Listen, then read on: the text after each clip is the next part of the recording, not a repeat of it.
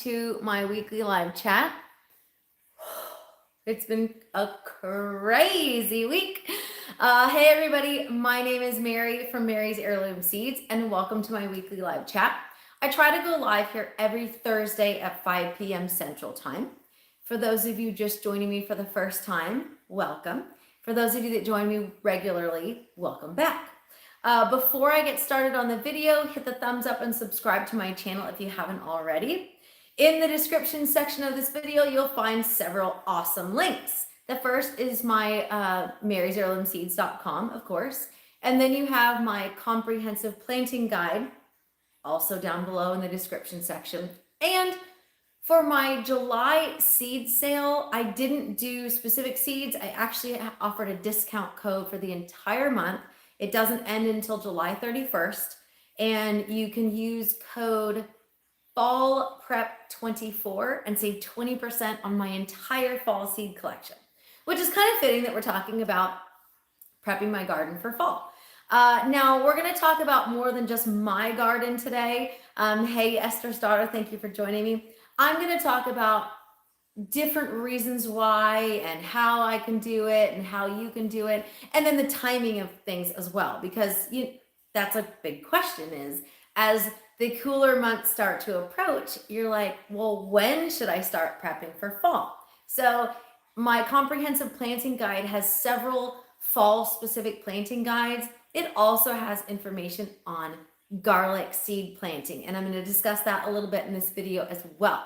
Hey, Cindy and Kathleen, thanks for joining us. So I had planned on going live outside, but the weather today has been interesting.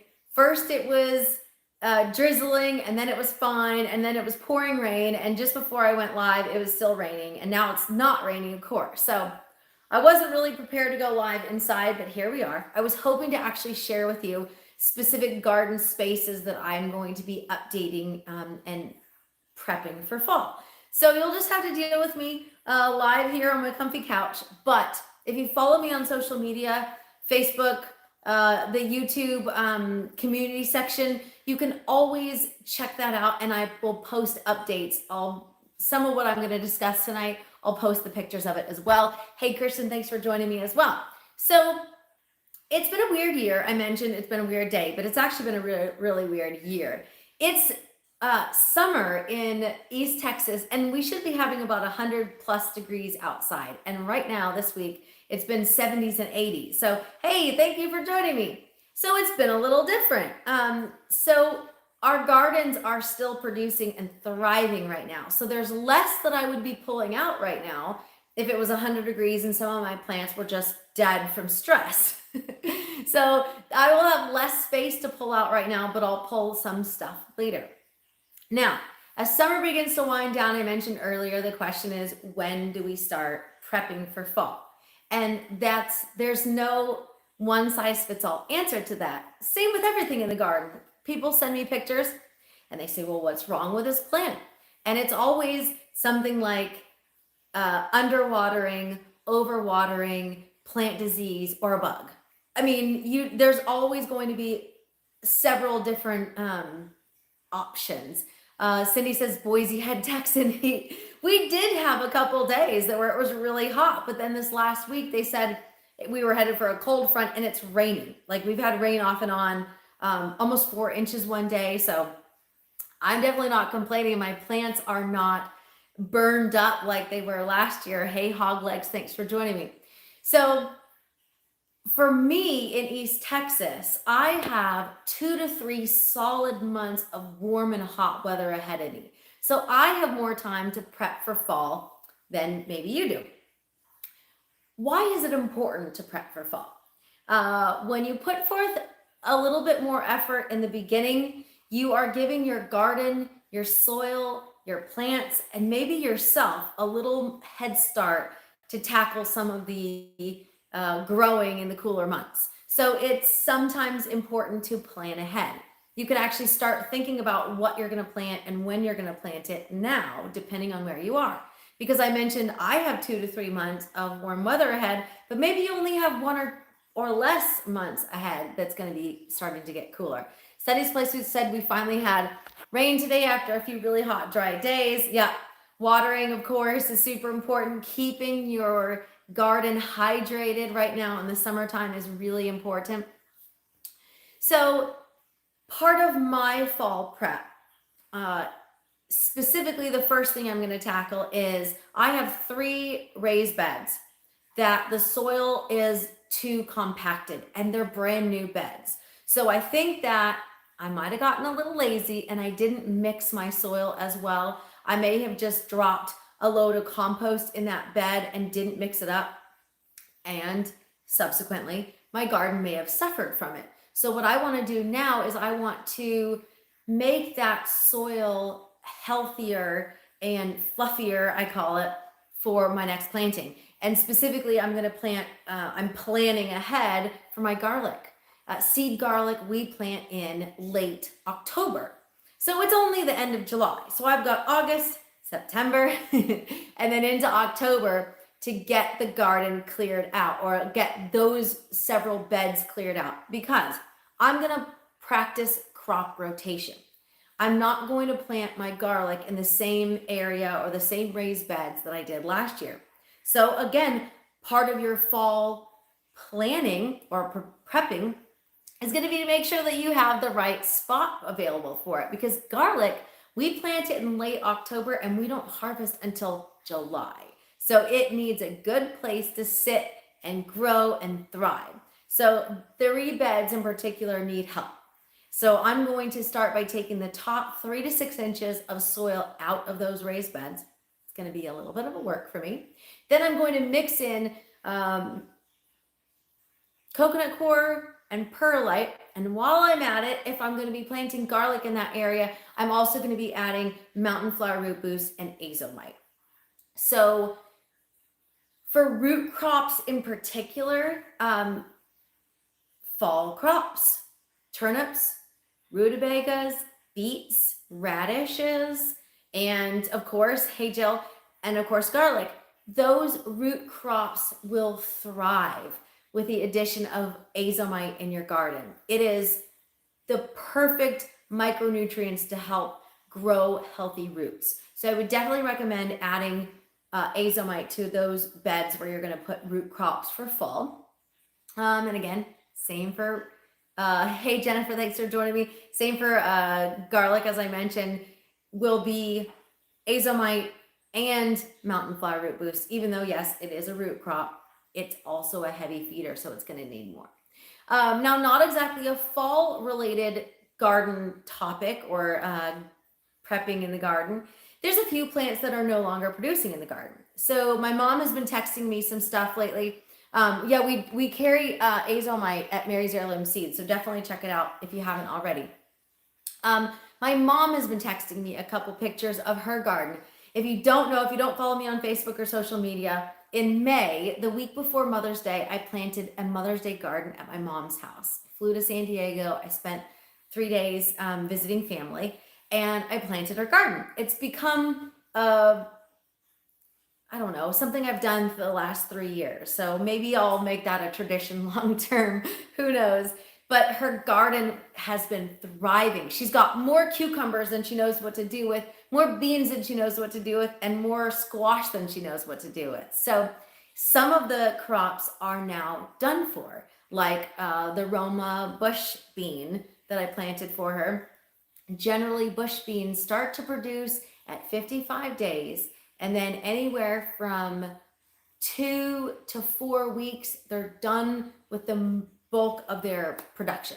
So you pull it out and you put new stuff in there. So for example, if I was growing beans in that spot, I'm going to pull those beans out. I'm going to take those plants, as long as they're not diseased, and I'm going to put them in my compost bin. And then I'm going to plant a something that needs a lot more nutrients, more nitrogen, for example, because beans are nitrogen boosters for your soil. I'm going to plant some squash in that area. So that's what I can do now, and I still have plenty of time. As I mentioned, 2 to 3 months. There's plenty of time to have a whole nother crop of summer squash in those areas where I'm taking some of out. So right now I'm also weeding garden beds. I'm clearing debris around the garden. If you're not getting rain, it's important to keep your plants hydrated, so water them very well. Now is the time. It's summertime. You can see what your garden is doing and what your plants are doing. So now is the time to determine your soil needs. If you had blossom end rot, you're going to want to apply oyster shell or calcium, some sort of calcium, to your garden in fall or in late summer so that it has a chance to break down to feed your tomatoes next year. So we also carry magnesium, calcium and magnesium in a water soluble supplement.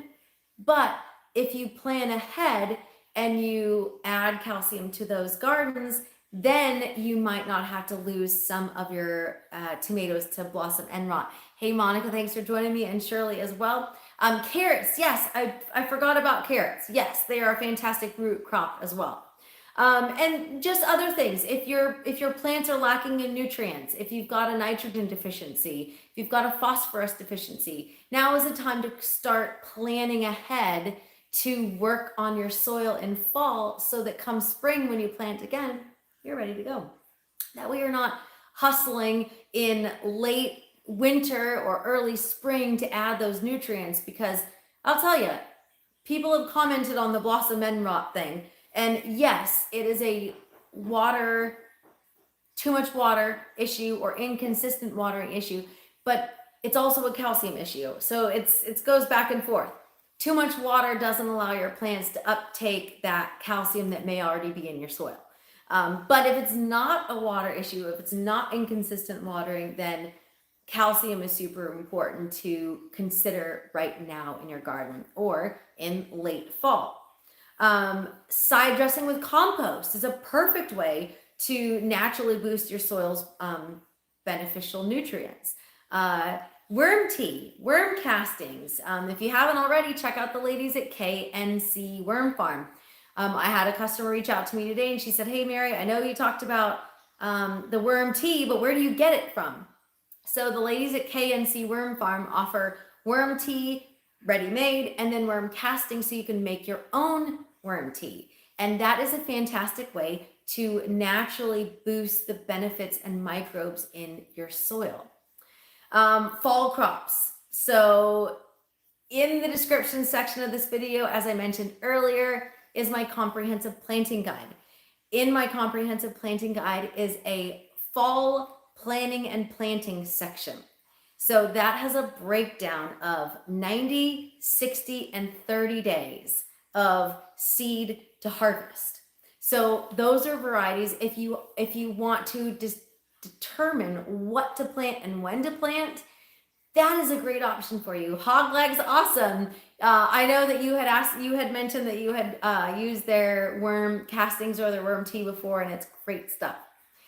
So if you have 90 days until your first frost date, sometimes I mix those up, so I want to make sure I'm careful. So if you have 90 days before your first frost date, now is the time to start planting and planting that section of crops. If you have 60 days till your first frost date, go down to the second section, and now is the time to start planting and planting those crops.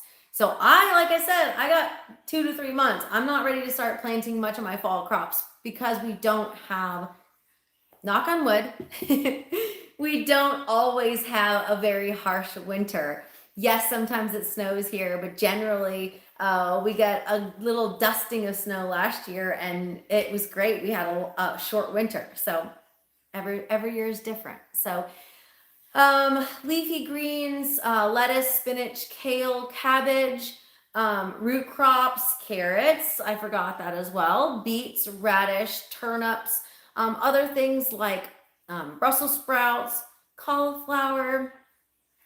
I'm sure I'm missing some parsnips. That's another root crop that I didn't mention earlier, but all that information is in my fall planning and planting guide. And even bush beans can be considered an early fall crop or a late summer crop that you're harvesting into fall. So there is so much available. There's even, so Esther's daughter, you're in Florida. You don't get a harsh winter. I lived in There's baby Jojo came to see me today. I don't think you guys have seen Jojo in a while. So when I lived in South Florida, Hollywood, Florida specifically, we had 2 days of cold weather. That's it.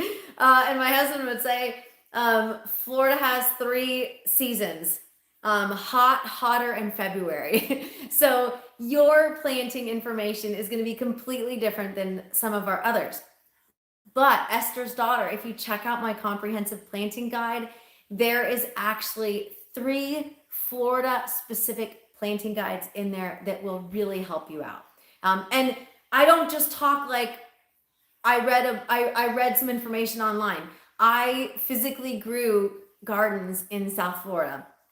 So it's definitely possible to do it, and the information is there, and a lot of it is based on my experience while I was living there. So if you have any questions, you can always send me an email.